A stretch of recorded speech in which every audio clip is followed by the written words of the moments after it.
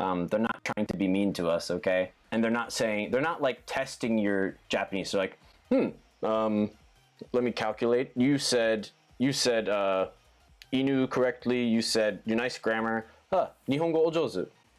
Like, it's not some calculation. It's just, oh, your English is good, you know? And I only recently changed my views on this just last year, I think, because I was always pissed about that. I'm always kind of, I hate when people tell me that or whatever. And I still struggle with it. So I feel for everyone because I understand that feeling, but I think we are misinterpreting the situation. Yeah, it's just it's an expression of I appreciate your attempt to learn Japanese. I will say this. It is on, this is my opinion, but I think it is on us to be more understanding and tolerant of the JOZU thing. I understand that it's ignorance. Here's the reality. When Japanese people say Nihongo o jozu desu ne, or o jozu, or whatever it is, here's the question we need to consider. Are they trying to be mean to us? Or do they have ill intent? Or are they trying to be cool? Are they trying to make fun of us? No. If they were, I think it would be a different story. To them, in their country, where 95% of people are Japanese, and the reality is most foreigners that live in Japan can't really speak Japanese. That's the reality. A lot of people do. A lot of people are fluent. A lot of people can speak. But I would say the large majority are not able to speak Japanese fluently, or do not have a strong command of the language. And I think the burden falls on us to be a little more understanding, since we grew up in probably one of the most diverse cultures and countries in the world, the melting pot. And we grew up around, you know, black and brown people, Asian people that sound American, so to say. Normal accent, whatever. We're really used to it. And to us, it is the standard. You know, the idea of just treat me like an American. We have to understand that for a lot of Japanese people, like, I mean, it's possible that they've only talked to a handful of foreigners in their entire life. The ones that I know that have like spent a lot of time around foreigners or are learning English, etc., they don't say the JOZU thing because they've had experience with foreigners, and they go, wow, and they can kind of see, okay, well, this person only knows how to say konnichiwa. This person, you know, the other 6 people that I talked to, you know, they had different levels. This person could only say Ohio. This person was like crazy fluent.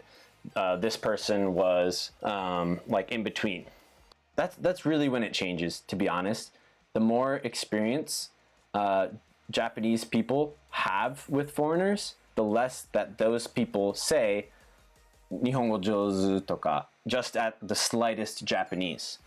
But the reality is, you know, for somebody who hasn't had that much experience talking to a foreigner, let alone a foreigner that can speak Japanese, whether that be good, bad, ugly, or whatever, to them it is impressive. Like, wow, like, you're in my country, and I know a lot of Japanese people are really appreciative and are grateful.